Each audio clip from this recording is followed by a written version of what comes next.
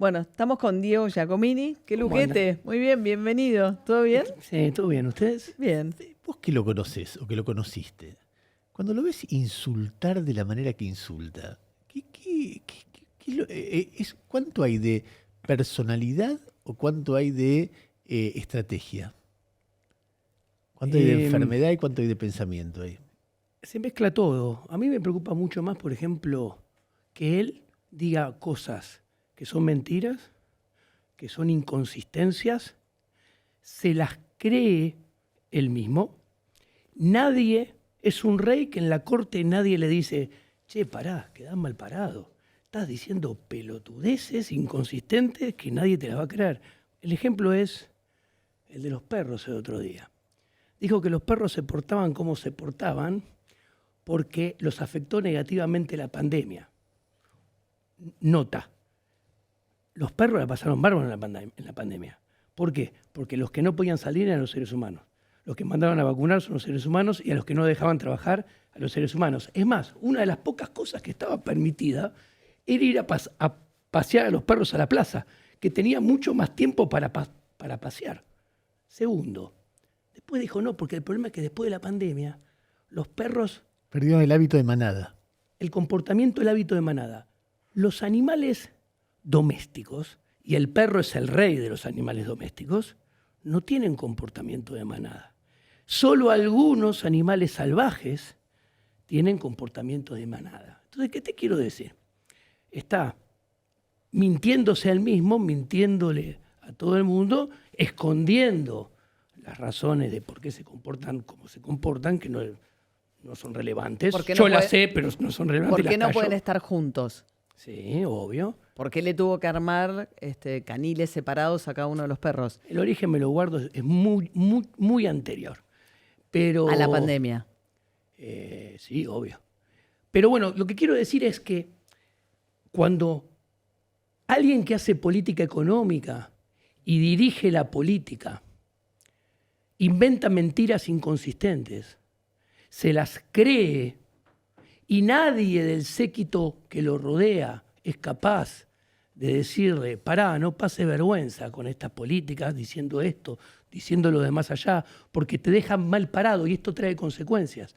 ¿Por qué? Porque te creen cada vez menos, tenés cada vez menos reputación, menos credibilidad y en consecuencia la política económica se va a volver dinámicamente inconsistente y el programa va a terminar fracasando.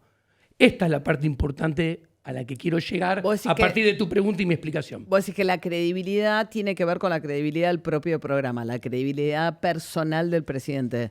El programa económico es totalmente inconsistente, está mal hecho, y se retroalimenta negativamente con el accionar en la definición más amplia del presidente, que con su accionar negativo retroalimenta, potencia la dinámica inconsistente negativa del plan económico. Te pongo un ejemplo que lo va a entender cualquier persona. La teoría económica dice que para bajar la inflación hay 3 mecanismos, básicamente. O controlo la cantidad de dinero, o controlo la tasa de interés, o controlo el tipo de cambio. Y esto uno puede tener su opción que le gusta más, su opción que le gusta menos, pero son 3 opciones que da la teoría y que la evidencia empírica del otro lado ha mostrado ciertos resultados diferentes para cada uno, pero resultados al fin. ¿Cuál es el problema? Es un grave error intelectual, es una gran inconsistencia en Argentina elegir el tipo de cambio como el instrumento de ancla antiinflacionaria. ¿Por qué? Porque en Argentina, como no pasa en ningún país del mundo, el dólar está condenado a ser escaso. ¿Por qué? Porque es el único país del mundo en el cual el Banco Central no emite dólares, pero todos ahorramos en dólares. ¿Listo? O sea, los privados demandamos dólares como loco y como en ningún lugar. Está el gobierno nacional, que demanda más dólares que los privados, ¿ok? Por las obligaciones en dólares que tiene. Con lo cual, demanda de dólares de los privados, demanda de dólares del gobierno récord, es infernal la demanda de dólares. Del otro lado, la industria. La industria es un país tercermundista dependiente de insumos, bienes intermedios y bienes de capital importados. Demanda dólares. Tercer componente de la demanda de dólares. Un país que, como no es muy productivo, tendría que tener, si crece, déficit comercial. Y está condenado a tener déficit de cuenta corriente porque paga intereses, royalties como loco. Entonces, ¿qué sucede? Si el dólar es escaso, yo les pregunto a todos, y es recontra escaso como todos acabamos de entender, con el precio de un bien escaso, ¿qué pasa?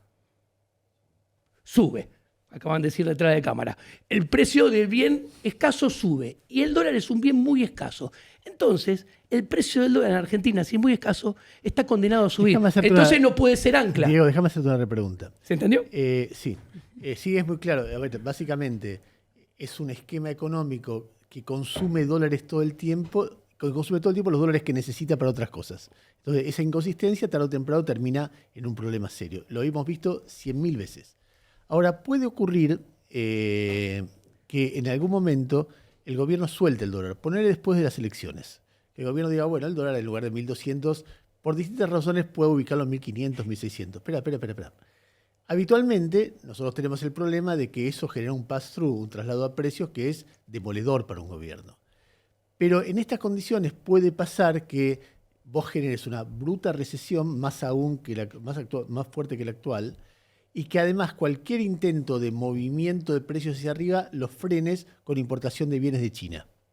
Y entonces, en un comienzo, vos generes una suba del dólar que no se traslada a precios y con eso ganes competitividad y ganes tiempo en la resolución de ese problema. Yo, tengo, para decirlo más claramente, tengo muy claro que el gobierno ata la suerte suya en las elecciones al nivel bajo del dólar, porque hoy ese nivel le garantiza una estabilidad de precio relativa, pero estabilidad al fin. Pero me doy cuenta que después de las elecciones algo van a tener que pensar, porque este problema que vos marcás es clave. Y ayer hablaba con alguien que no los quiere y me dice, mira, hay una solución costosa que son 6 meses de recesión brutal, con importación de bienes para bajar la inflación mucho más. Entonces vos devaluás un 30-40% y no pasa lo de siempre. El dólar se mueve poco. Ganás competitividad y 6 meses después empezás a rebotar. ¿No puede pasar que haya espacio para esa corrección? Mira, primero, ante todo, el dólar va a abandonar al gobierno. El dólar va a soltar al gobierno, no el gobierno va a soltar al dólar. ¿Ok? Porque, a ver, la artificialidad del dólar hoy en día está sostenida, primero, con una oferta artificial transitoria de dólares que no son de mercado, porque mayoritariamente provienen de organismos multilaterales y en menor medida de repo de bancos. Eso no es mercado. ¿Okay? Eso es un organismo prestamista de última instancia y algunos pocos amigos del sistema banquero internacional. Después tiene la demanda pisada porque las empresas están tan encepadas. Hasta el año que viene. Como siempre, eso es lo que dicen. Hay que ver si después la se cumple dice o que no. A partir del año que viene ya no. Una resolución puede ser cambiada o pospuesta por otra. Eso por un lado.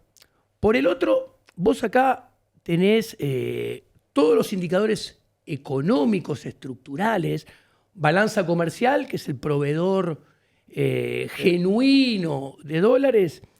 El superávit tiende a desaparecer, tiende a cero. Tenés déficit de cuenta corriente porque pagás interés de deuda, pagás royalties, no te dejan pagar dividendos a las empresas. Después, porque viajamos afuera, los que podemos. Exactamente. Bueno, Javier Milei es el único de los últimos 6 presidentes que tiene inversión extranjera directa negativa. Increíble. En sus primeros 18 meses.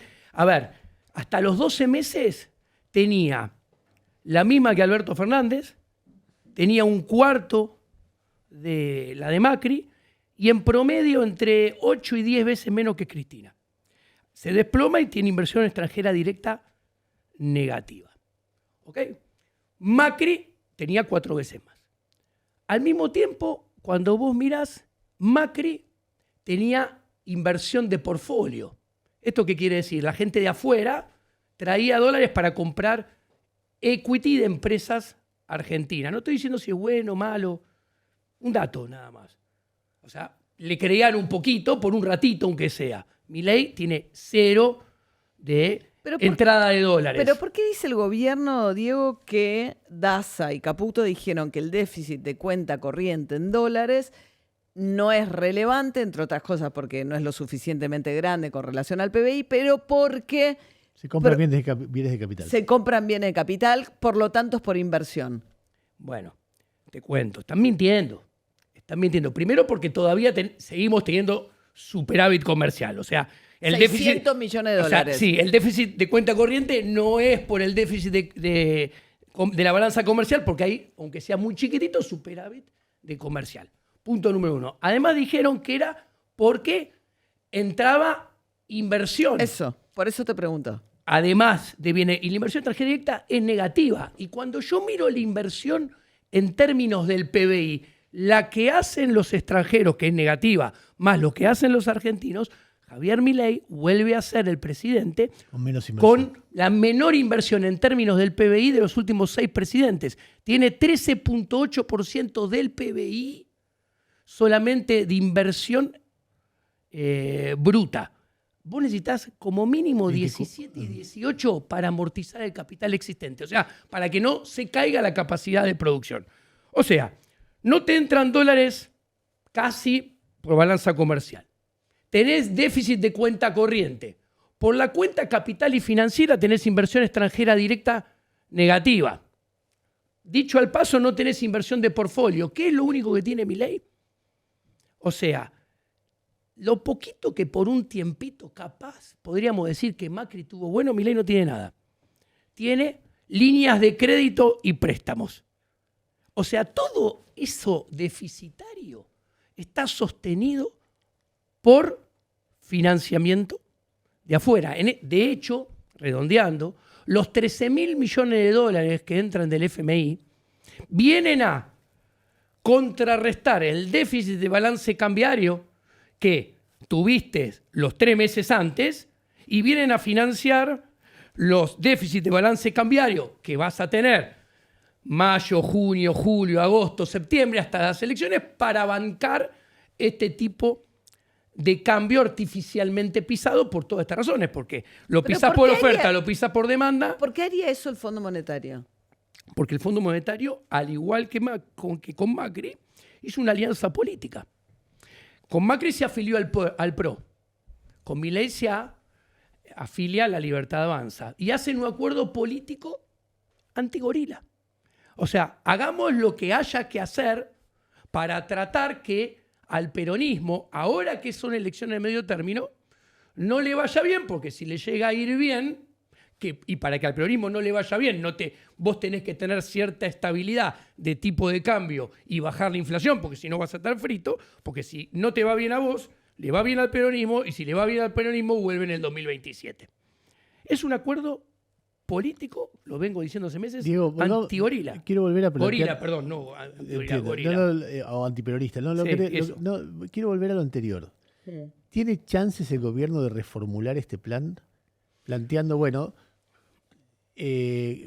sale más o menos bien a las elecciones y al día siguiente mete un segundo plan de ajuste, básicamente que se apoya en una devaluación, para ganar competitividad, porque los precios no se van a poner al nivel del dólar por la recesión que hay y por la importación de bienes del extranjero.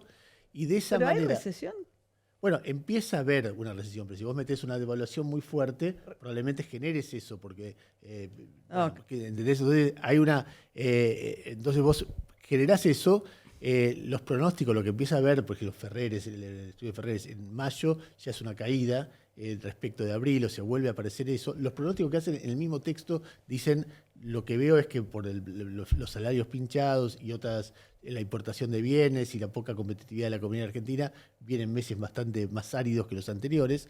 Entonces, si a eso le agregas una devaluación y los precios no se te ponen a ese nivel, ¿por qué? Porque la recesión los genera, o la falta de consumo, o la importación de bienes del exterior, vos podés generar la ventaja competitiva que te falta por medio de esa devaluación. Y aguantás un tiempo y la economía empieza a crecer de nuevo por la ventaja competitiva. ¿No puede pasar eso? Sí, te contesto contundentemente. El rebote del gato muerto, del cual se ufana Javier, dura hasta diciembre, enero. Cuando vos mirás el IGA de Orlando Ferreres, que está hasta mayo, salió ayer, desde febrero a mayo, en la tendencia al desestacionalizado cae. La economía se está enfriando. El rebote del gato muerto no solamente está perdiendo fuerza, sino que se está revirtiendo. Empieza a caer el gato, ¿no? Y va a seguir cayendo Rebotó hasta... diciembre, enero y empieza a caer nuevamente. Y esto se va a prolongar para adelante. Ahora vuelvo a su pregunta Pero porque inicial. viene el ancla salarial sumada al ancla del dólar. Bueno, el tema es que los salarios están perdiendo poder adquisitivo en términos reales, suavemente. Por eso que se desvela para pisar el dólar, para que baje rápido la inflación, porque necesita que la inflación sea menor a 1 para que los salarios no pierdan terreno en el campo real, o sea, que no pierdan contra la inflación. Ahora, yo creo que puede pasar eso. El punto es, vuelvo a su pregunta muy inteligente de la estrategia. Javier es una mezcla. Él trata de vender que hay una estrategia pensada, elaborada, es mucho más impulsiva que elaborada. De hecho, esto lo ves cuando con su discurso económico. Él es un presidente que habla de economía, cuando habla él en persona mayoritariamente. Lo cambian todo el tiempo, es así. Sí, pero vos fíjate que es muy interesante este punto que te voy a decir. Él siempre habló de bajar la inflación. Él siempre habló de la estabilidad cambiaria.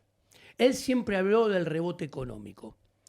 ¿Cómo va a manejar la desaparición de la estabilidad cambiaria, si es que desaparece con un salto del tipo de cambio, y después una posterior aceleración que va a haber en alguna medida? Puede ser pequeña, por lo que vos explicabas, pero va a acontecer con el nivel de actividad cayendo, porque cuando eso acontezca, a nivel de actividad, la caída se va a acelerar todavía más. Después rebotará probablemente de la mano de, no lo sé, la construcción. Capaz podría ser, teniendo en cuenta que está cayendo un 30% con respecto al nivel de hace 18 meses atrás, podría ser una beneficiada porque el poder adquisitivo del dólar guardado en términos de metro cuadrado se recuperaría. Vos pensás que la inflación, el dólar perdió, el aumento de los costos en dólares en construir aumentó 130% el metro cuadrado. Entonces, ese sería un sector que podría ser beneficiado. Pero mi gran duda, no lo sé, es cómo él, con esta mezcla de ímpetu, agresión, pseudoestrategia, va a poder surfear un cambio de esquema cambiario potencial que implique salto del tipo de cambio, que después implique en alguna medida, aunque contenida, más inflación, con una pronunciada caída del PBI. ¿Qué va a hacer eso? Eso va a aumentar la segmentación de la economía aún más. O sea, que le vaya mejor a los que más tienen, a los pocos que más tienen, y le vaya peor a los muchos que menos tienen. ¿Por qué? Porque si salta el tipo de cambio, ¿quién se beneficia? El que tiene dólares guardados. ¿Y cuántos son los que tienen dólares guardados? Escúchame, déjame hacer otra pregunta. Porque si vos me decías un año y medio, que cuando asumió Milei, que un año y medio después ibas a estar en una situación donde, viste que se discutía en un momento si la economía iba a ponerse al nivel de lo que arrancó, si iba a rebotar, porque vos decís gato muerto, está bien, pero gato muerto hay que ver, incluye un pronóstico respecto al futuro. Hasta hoy vos ves una economía que cae muy fuerte y después rebota o crece. Al mismo tiempo ves indicadores de pobreza que como mínimo la pobreza vuelve a un nivel donde no crece, no aumenta desde el momento que la recibió. Ves distribución del ingreso y lo ves más o menos igual al 2023. Entonces, cuando ves todo eso, yo veo todo eso, digo, che, este tipo bajó la inflación y mantuvo los indicadores sociales más o menos igual. Él va a decir que mejoró muchísimo, bueno, todo eso que él exagera, pero mantuvo igual. Y vos decís, eso es meritorio. Entonces uno dice, bueno, pero el problema cambiario, pero el problema de sustentabilidad, pero ahora viene la recesión. Y un ministro de Economía te puede decir, olvídate de Javier por un momento. Capu te va a decir, bueno, flaco, hice algo, siempre tiene un costo, venía con un desastre. Déjame ver cómo lo sigo, pero yo tengo tiempo para manejarlo y para ir manejándolo. Pero la deuda, hay 1000 peros, pero el tipo dice, yo lo voy manejando, déjame ver cómo manejando. Bueno, pero anclaste el dólar para ganar las elecciones y para mantener imagen, para que no te suba la inflación y te gastaste un montón de reservas. Bueno, pero tengo que anclar algo, al principio tengo que anclar. Es decir, hay una mirada, que si no hubiera anclado el dólar estaríamos todos diciendo, mirá cómo subió la pobreza, mirá cómo, ¿entendés? O sea, mirá cómo sigue la inflación, o sea, un plan económico en cualquier condición, y más en la Argentina, siempre tiene huecos. Ahora yo veo la foto general del plan económico un año y medio después y digo, hay algo interesante que estos tipos pensaron, armaron y qué sé yo, y tal vez esa mirada les permita después adaptarlo a otro momento. No digo que es brillante ni que resolvió el problema del país, no creo que nadie los hubiera resuelto en este tiempo, pero hay algo que si prescindís de los insultos, exageraciones, bravuconadas, todas esas pavadas que hacen que distraen, hay algo que yo miro, qué sé yo, no me genera desprecio lo que hicieron, ¿entendés? No me parece que todo sea una barbaridad. Te contesto. Invoco a Frédéric Bastiat. Bastiat es un francés liberal, diputado, antimonárquico en Francia en 1850. Se sentaba a la izquierda, ¿no? Porque los liberales eran antimonárquicos, se sentaban a la izquierda. De ahí viene la derecha y la izquierda, ¿no? El conservadurismo se sentaba a la derecha, el promonárquico. ¿Por qué lo cito a Bastiat? Porque Bastiat decía, el buen economista es el que ve lo que no se ve, que es ver la película que todavía no aconteció y va a venir. El mal economista es el que le presta atención exclusivamente a lo que se ve, que es la foto. Ese soy yo. Bueno, pero vos no sos economista. ¿Cuál es el punto interesante? Todos esos indicadores que vos decís, uy, mira cómo lo manejó Milei, etcétera, cuenta con un aventón de atrás, que es el apagón estadístico. ¿Qué apagón estadístico? Cuando vos, todos esos indicadores están ajustados, más, menos, dependen de la evolución del IPC. ¿Ok? El índice de precios al consumidor del INDEC. Exactamente. Que tiene una base que no mira la realidad, no mide bien la realidad, porque justamente todo lo que más ha aumentado durante este gobierno, los servicios, es lo que menos pesa dentro del índice. Entonces, cuando vos ajustás salario, cuando vos ajustás pobreza, cuando vos te fijas en la distribución... Los que hicieron ese cálculo, un economista de la Ditela te da un poco arriba la inflación promedio, pero no tanto más arriba. Lo que pasa es que hay que ver cómo se hizo ese cálculo. También, no lo sé, desconozco. Ahora, es un comentario que te hago, al margen que Argentina tiene un problema muy grande, porque la base del 2004, si yo te digo que la base... La canasta básica es una canasta del 2004. Y el PBI es base 2004, y el IGA 1993. Entonces, si yo te digo que en el medio hubo 20.000% de inflación, la distorsión de precios relativos que hubo en el medio te genera un cambio de ponderaciones de lo que están midiendo que cada vez está condenado a medir peor la realidad. Y como consecuencia de esto, muy probablemente está habiendo una sobreestimación del rebote del gato muerto.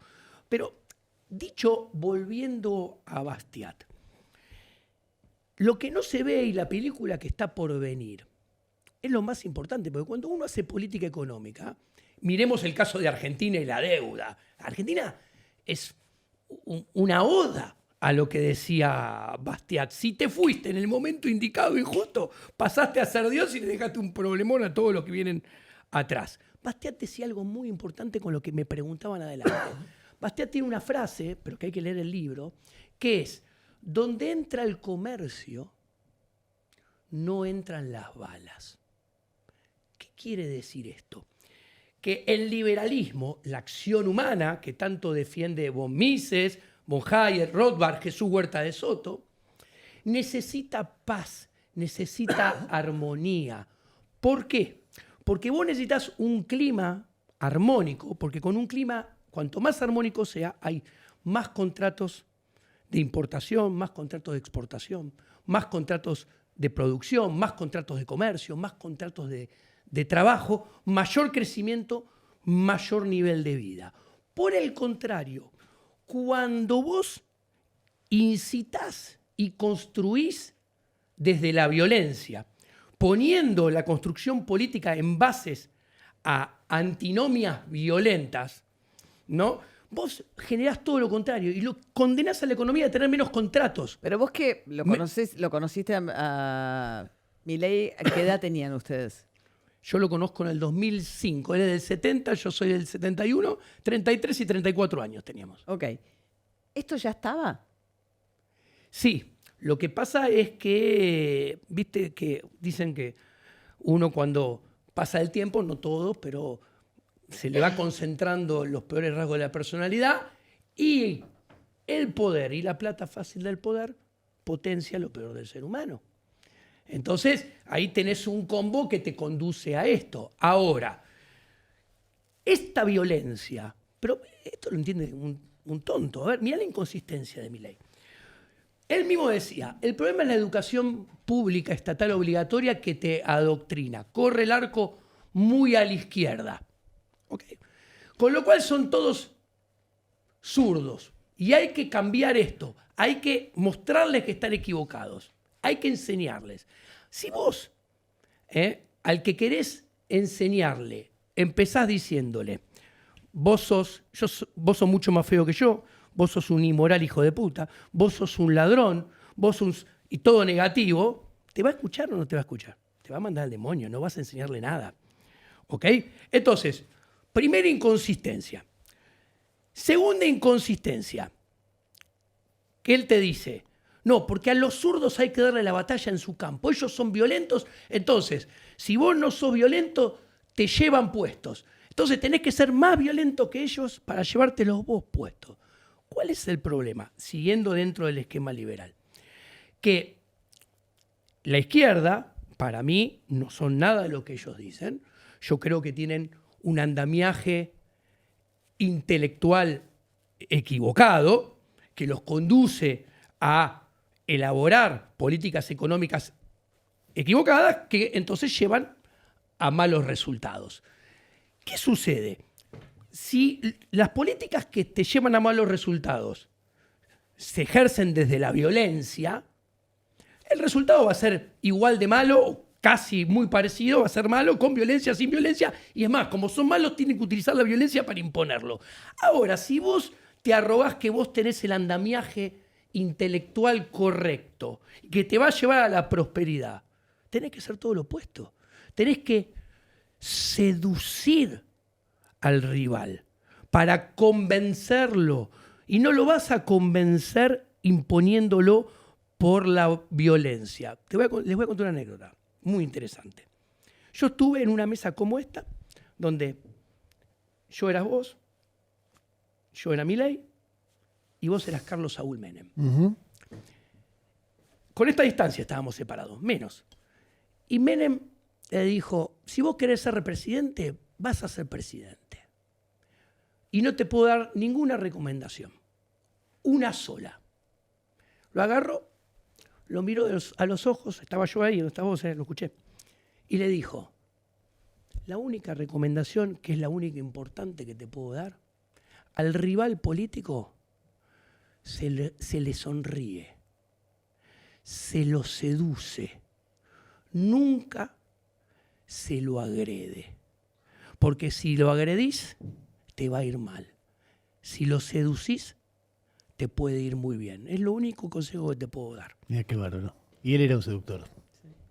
Sí. Diego, muchas gracias por haber venido, como un placer. siempre. Gracias, Diego. Lamento cómo le va a Boca. En eso vos y Milei deben sufrir de la misma manera. Nos gusta el mismo fútbol. Lo que pasa, a mí me gusta el catenacho, el fútbol muy táctico, bilardista full. Ahora, vos, Estudiante de La Plata, en el mediocampo jugaba con Troviani, Ponce, Sabela, tres exquisitos. 82. Bueno, ¿Tenemos que hablar de estudiantes? Él fue estudiante. No, vos sacaste el tema. Bueno, no, sí. A mí como jugador, a mí Riquelme me parecía fabuloso, sí. Aunque me gustaba más Palermo, ¿no? Pero, por ejemplo, él lo dio toda la vida. ¿En serio? Sí. Qué loco. Gracias.